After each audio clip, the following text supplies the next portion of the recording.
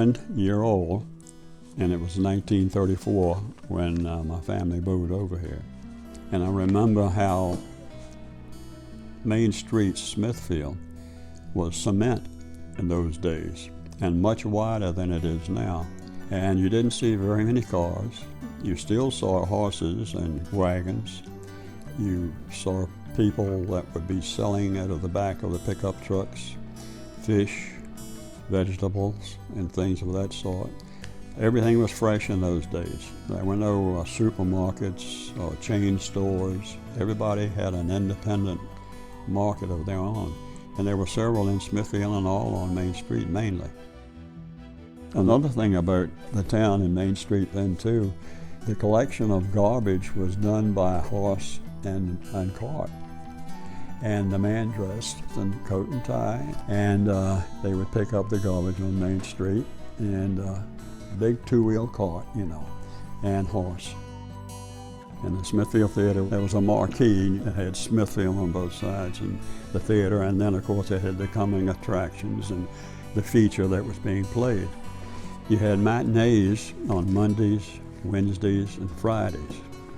And then on Saturdays, you had a continuous showings from 1 o'clock probably in the afternoon through the night, and they were all cowboy pictures, and they called them horse operas.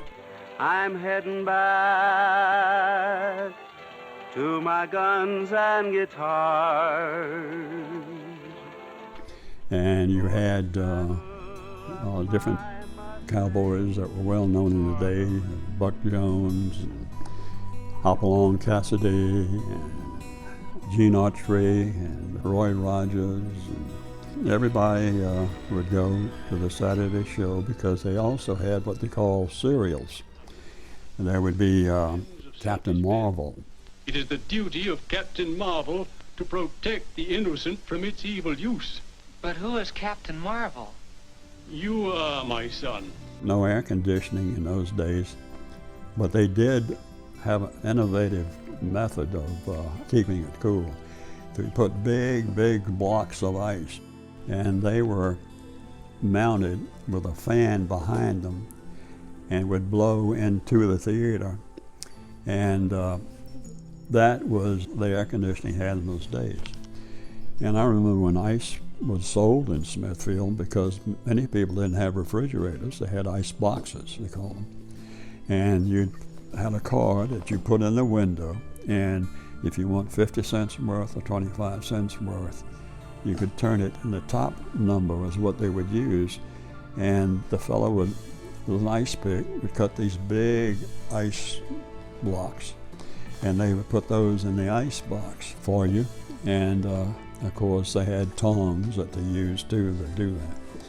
And as young kids in the summertime especially, we would follow the ice truck because the chips that you'd get, it was just a real treat in those days, to have the chips of ice.